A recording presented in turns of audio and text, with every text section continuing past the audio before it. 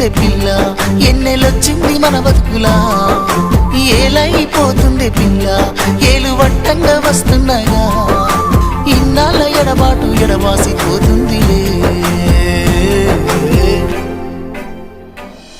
ఈ సీనయ్య గుండున్నదే సినదారా నీ కోసము ఈ దూరాన్ని చెరుపుతూ తీరాల తెగిరింది అందాల ఈ మానవు